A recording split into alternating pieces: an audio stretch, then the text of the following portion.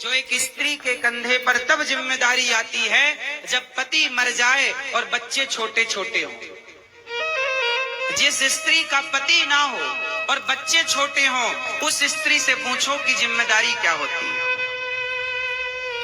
वो स्त्री की स्थिति इसके सामने थी। शादी होते ही उसी दिन से, उसी समय से अब वो जंगल की लकड़ियां काटे और लकड़ी काट काट करके वो पास के शहर गांव में जाए, बेचकर नई नवेली दुल्हन हाथ की मेहंदी नहीं छूटी और वो जंगल की लकड़ियां। राजा की बेटी, समय है साहब, समय है। कल तक रानी थी, कल तक राजा की बेटी थी, राजकुमारी थी, अब लकड़हारा की पत्नी हो गई। समय क्या से क्या ना बना दे, इसलिए समय बदलता है और समय तुम्हें न चाहता। तुम्हारी कोई औकात नहीं, हमारी कोई हैसियत नहीं, हम सब समय के अधीन हैं। लोग कितना भी कहते हो कि मैं अपने बेटे को डॉक्टर बनाऊंगा, लोग कितना भी कहते हो मैं अपने बेटे को इंजीनियर बनाऊंगा, जज बनाऊंगा, ये बनाऊं, तुम कितना भी सपना देख लो, लेकिन बनेगा वही जो समय उसे बनाएगा। वो तो समय आएगा तो पता चलेगा कि तुम्हारा बेटा क्या बनेगा। तुम सपने कितने भी देख लो, तैयारियां कितनी भी कर लो, पर समय जो बनाएगा वो बनना पड़ेगा। समय कहेगा कि आलू का ठेला लगाओ तो ठेला लगाना पड़ेगा। समय कहेगा कि भीख मांगो तो भीख मांगना पड़ेगा। तुम कितना भी पढ़ लिख जाओ, लिख जाओ, क्या बड़े बड़े पढ़े लिखे इंजीनियर लोग क्या पानी पूरी का ठेला नहीं लगा रहे हैं? क्या सब्जी नहीं बेच रहे हैं? समय सब कराता है मेरी माँ। इसलिए तुम्हारे हाथ में तुम्हारे बच्चों की डोर नहीं है।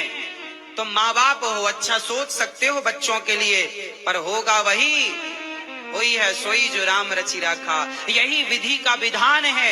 इस जरा जरा सी बात को आदमी समझ ले तो सुखी हो जाए, टेंशन फ्री हो जाए, पर ना जाने कब तुम्हारी खोपड़ी में घुसेगी ये बातें।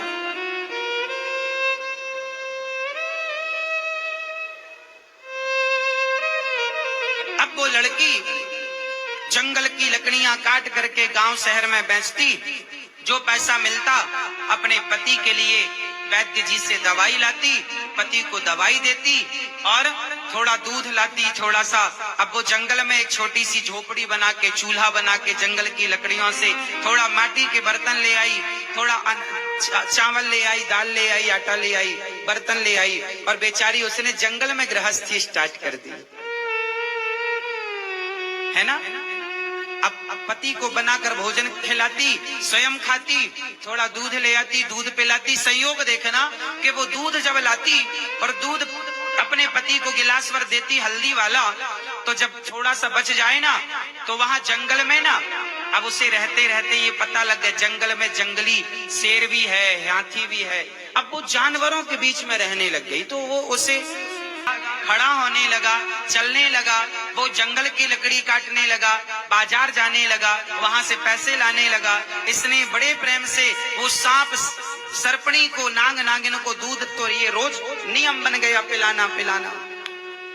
एक दिन सांप ने सपना दिया उस लड़की को, बोले तूने हमें दूध बहुत पिलाया है, जहां हम लोग बैठते हैं यहां बहुत सारा खजाना गड़ा हुआ है। याद रखना, भाग्य में जो होता है वो मिलता है। चाहे तुम्हारा बाप तुम्हारी शादी किसी के साथ भी कर दे, लेकिन तुम्हारे भाग्य में जो है मिलेगा। भाग्य में होता है तो भाग कर आ जाता है, और नहीं होता तो आया हुआ भी भाग जाता है। वो लड़की को सपने में सांप ने कहा कि यहाँ पे हाथ डालना तुम्हें खजाना मिलेगा। नाग नागिन से उसकी दोस्ती हो गई थी, रहते रहते वो दूध पिलाती, रोज वो नाग नागिन उसे पहचानने लगे। उसने वहां खोदा, उसे सचमुच सोने का घड़ा मिला, उसके अंदर सोने के सिक्के मिले, खूब धनवान हो गई। उसने उस जंगल में नगर बसाया, अपने लिए महल बनवाया, वो रानी हो गई। देखते देखते उसका लकड़हारा पति राजा हो गया, प्रजा बसाई, बाजार लगवाया, जो उसे अब राज लड़की तो थी, वो राजा की बेटी तो थी, तो राजकाज आता था उसे, तो कैसे चलाना। उसने सेना का संगठन किया, सेना बनाई, सेनापति बनाया, बढ़िया ठाट बाट चालू हो गया। टैक्स लेने लग गई और प्रजा की सेवा, खूब लंगर भंडारा लगवाया।